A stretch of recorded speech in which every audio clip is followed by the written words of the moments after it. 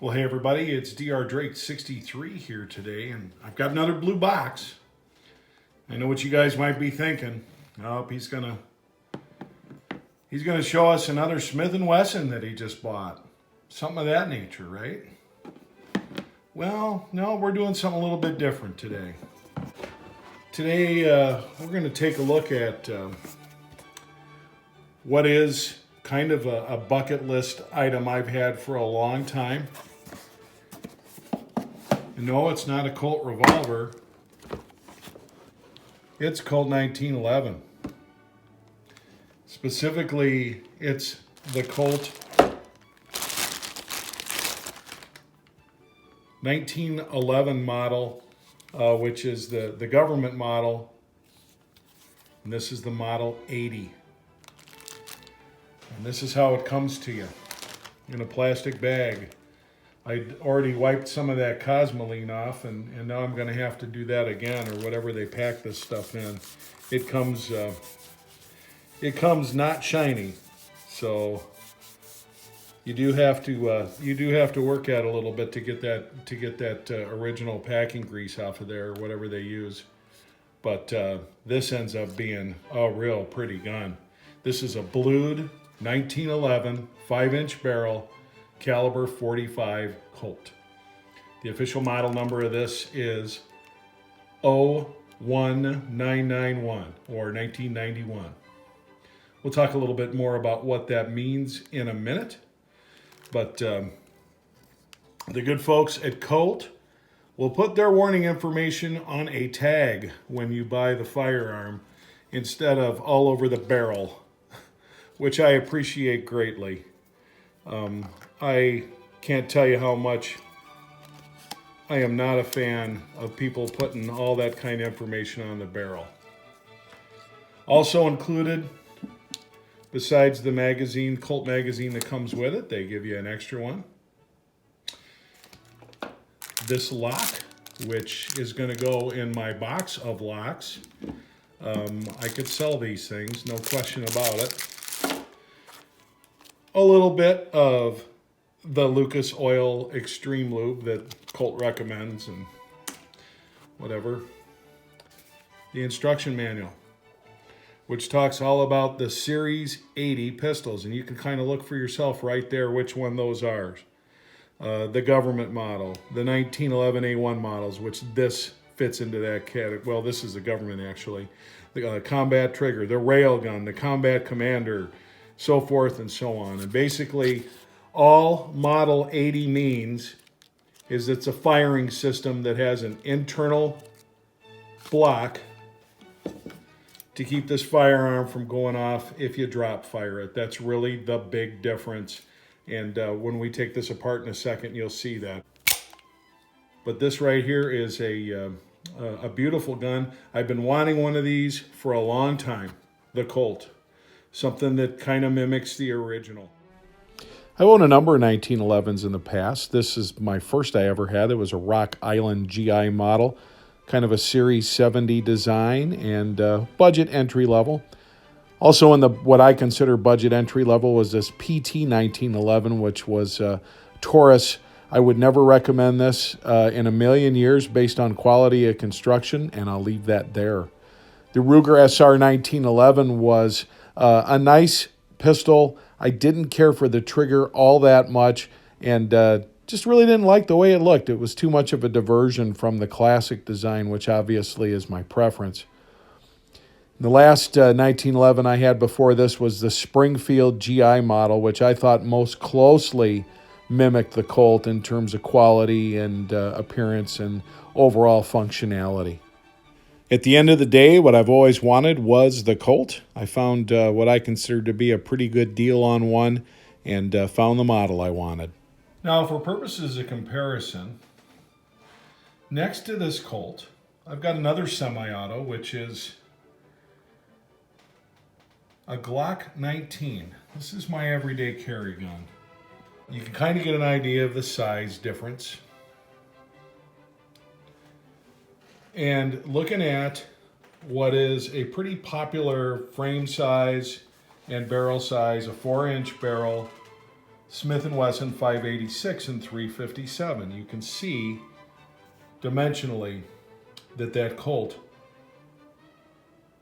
kind of fits somewhere in between the two of these. But where you'll see a big difference is when you look at this dimension. You've got that wheel right there. And a fairly robust grip here, which, you know, you can always get a thinner grip. But that wheel in 6 shots kind of defines this firearm. Now, compare that to the Colt, dimensionally, single stack, of course, 7 plus 1 in the chamber, so an 8 round or 2 more than you get with your 6 shooter, but just quite a bit thinner and really on par with what you see here with this Glock and in most modern semi-auto loaders. But this Glock can thank its heritage to this firearm right here, the 1911. And here again we see the 357 Magnum sits quite a bit taller. Should be pointed out that the 1911 and the 45 ACP was kind of developed pre-357 Magnum. It was developed to be a better, more powerful alternative to the 38. This is just a beautiful handgun. We're just going to take a minute and take a look at it. As usual, admire it.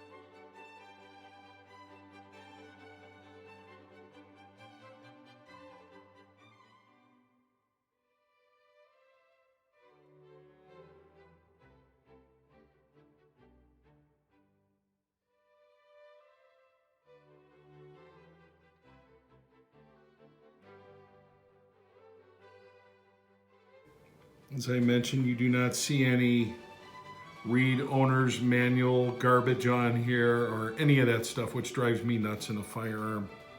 I'm not going to name names, but some manufacturers are notorious for letting lawyers design their firearms, and they turn their slides, barrels, and so forth into billboards. I find that extremely distasteful. I find this extremely tasteful. Why don't we go ahead and take this down and look at the internals a little bit. Okay, so I'm going to do a real quick takedown, step by step. First thing, as always, we make sure the firearm is unloaded. And I think that covers it. Okay, next thing we're going to do, we're going to lock this into the slide stop position. We're going to take this plunger here at the end.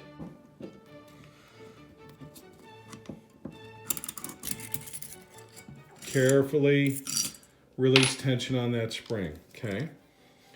Next thing we're going to do is we're going to release the safety, and we're going to move this portion right here, this little opening, this little indentation in the slide, so that it lines up with the takedown pin. Now I'm ready, if you look at the back, to depress this, and that takedown pin's going to come right out. You want to be careful when you swing that out not to scratch it. You can see right here, I did a tiny bit when I took it down. And this is going to get a little bit beat up over time, but even the best intentions in being careful, if you haven't taken a 1911 down for a while, you can do that. I've seen some real nasty scratches that run the length. Anyway, moving right along. Next thing we do is So we're going to take this spring out. Okay. We'll show you how that goes in a second. Then the barrel is now free to move. And you can move this bushing one side or the other. If you move it to this side, looking at it from the front, that's what enables you to take it out. The other side locks it. We'll show you that in a second. Barrel slides right out the front. And there you go. There's your parts. This basically has this extra part versus the high power design, the tilt barrel design. This is what differentiates this 1911 design. And it can make it a booger to take apart if you're not used to it, for sure. So, you might as well, I've been referencing Glock, which is just representative of modern firearms so much. I might as well just go ahead and show you how that particular firearm is different in particular. For example, I mentioned that you've got your guide rod and your spring just lifts right out, then your barrel comes right out. So if you compare these two frames, or these two slides, for example, you can see there's a lot of similarities. This, of course, is striker fired. When you start paying attention to detail in terms of design and function, it's hard not to just give the credit to John Browning. And actually, most modern day semis are Browning high powers. But if you look here, you'll notice that the barrel on this Glock incorporates the feed ramp as part of the barrel mechanism. So here you see the ramp, for lack of a better word, okay, is part of the frame. And it's going to meet up to the barrel right here like that. So you can see how that is different, accomplishes the same thing. But with most modern firearms, semi-autos, it's all right here, separate from the frame.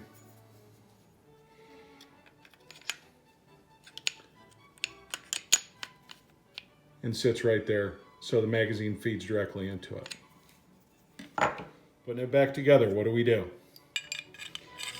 Reinsert, okay. We're going to take our barrel bushing, like I said, to this side is how you take it out. And this side is how you lock it, okay, for putting the spring back in. Okay, so that's easy enough. Put your spring back in, keeping in mind that this curved part on the bottom is what travels against the barrel.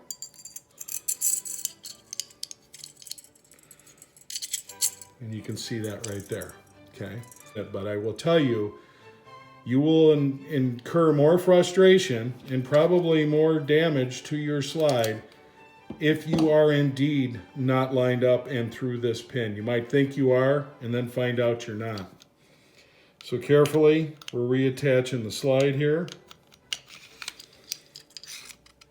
And now what I'm looking for is where that barrel takedown pin is with respect to this, because it can be kind of hard to see, but you want to, there's easy ways to do it, there's hard ways to do it. The hard way to do it is when you're on camera, but right there it's lined up. Okay, I don't know if you can see when I move that, how that is coming back and forth in the hole. Okay, so I have a hole all the way through, so I want to get this pin through. So I've got that in there, okay. And I want to move my slide back so that the top of this takedown pin matches up once again with this indentation, okay. It's my least favorite part of taking these guys down, right here.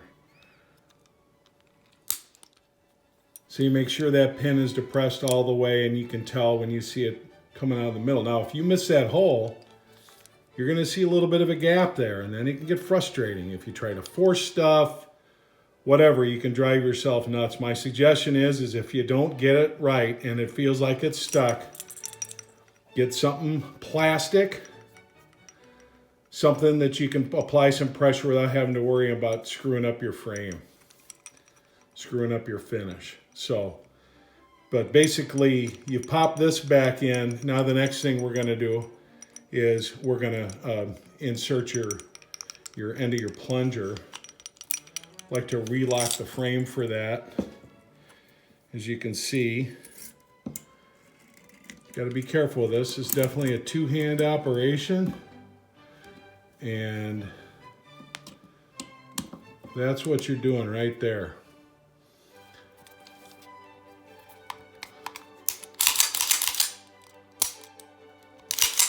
If you don't put it back together right, your gun's not going to do this.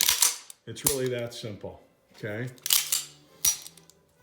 But if you want to have a contest and see which is quicker, this or taking down most modern firearms, those guys win. This is more of a labor of love, and like I said, you have to be careful, or you could find yourself getting some little scratches or beauty marks. You're going to get them anyway. It's a firearm. The last thing you want to do with a brand new firearm is put big scratches on it or stuff like that, especially a pretty one like this. Okay, well, you can see now I put my brand on it.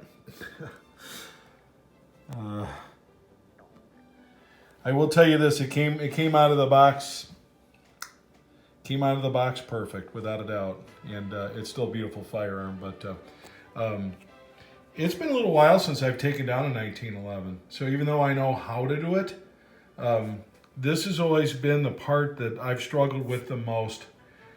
Just in terms of thinking that I've got this through the barrel link, and I don't. And all I can suggest is, if you don't want to have worse marks on your gun, and certainly I've had them on other 1911s, my suggestion is take your time, don't force anything. You'll never regret taking your time, taking down your 1911. You might regret rushing it. But it is not, as you know, I showed you earlier with the Glock, it's just not as easy to take down. And I think that's why maybe a lot of guys don't clean them as often as they should. And then when they do have malfunctions, they talk about, well, how reliable are 1911s and that kind of stuff. And truth of the matter is they're very reliable, but they're like any other firearm. You need to service them. Earlier, I compared this Colt 1911 to a Smith & Wesson 586 and 357 and a Glock 19, which, as I mentioned, is my everyday carry gun. We looked at differences dimensionally compared to each other, and now what I want to do is I want to fully load each, and I want to compare weights and see what we get.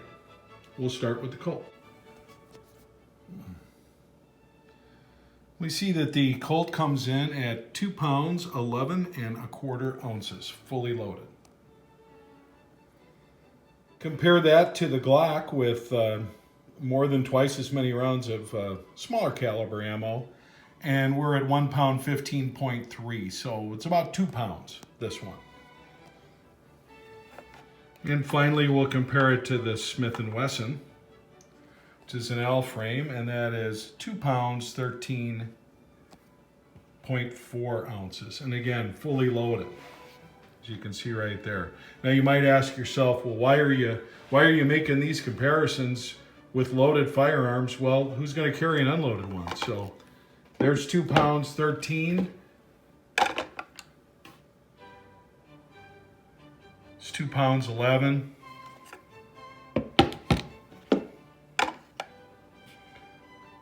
£1 pound, 15. So heaviest, second heaviest, third heaviest. So don't have to tell you which one I'd rather carry around all day, especially like in the waistband or something, which you really can't do with these guys. I guess there's guys that will do 1911 5-inch barrels in the waistband. I'm not one of them. But you kind of see the various differences and why, you know, you have some evolution. But here you've got 357, which is personally my favorite handgun round. And the 357, you get 6 shots. Now you can get a 7-shot version of this. Here you're looking at 7+1. Okay, and it's not a lightweight gun. Here you're looking at 15 plus 1, and it's under 2 pounds. So, you know, this is the weakest round out of the three, second weakest, and the strongest. So, you know, are these all apples to apples comparisons? No, but they're comparisons of the different guns that I might consider in self-defense roles. And I can tell you that in terms of just their effectiveness in the round and how I shoot firearms like these, I'd be comfortable with all three of these. But I view something like this as more of a nightstand, truck console gun, or wear out of the waistband on your hip. I view this kind of in that same way. And I view this as being more versatile because I can conceal it a lot easier. It does have a rail system so that, you know, nighttime, a lot more versatile, things like that. Now, you can get rail systems for 1911s. But here's the difference. Who wants to put a rail system on a Colt government model in the classic design? And that's the thing. This is, pardon the pun, more of a show pony kind of gun. In other words, yeah, it's effective and it'll do everything a 1911 would ever do, but I didn't get this to carry. Obviously not if I'm worried about a little hairline scratch or dent here or there.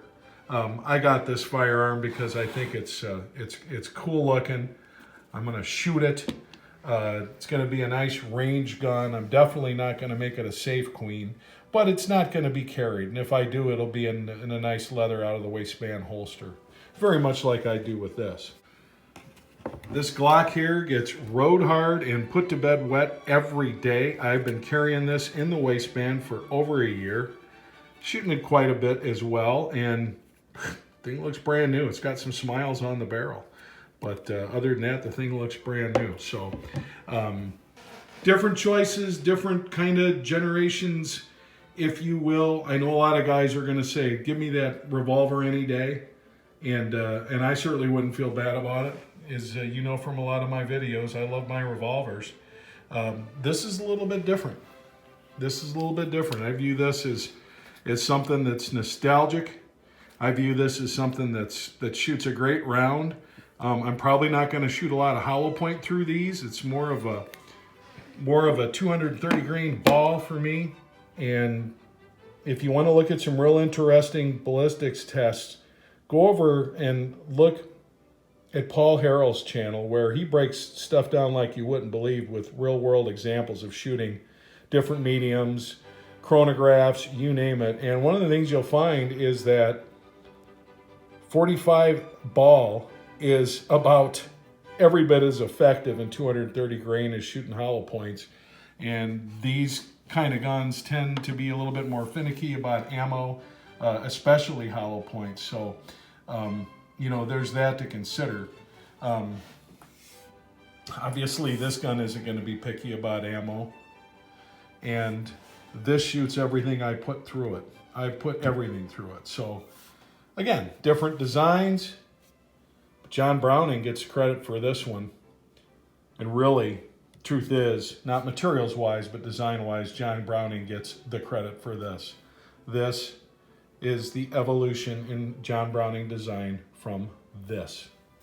But as I mentioned, for my daily carry, for a tool to use for self-defense, I'm a big fan of that Glock 19. So are a lot of other people.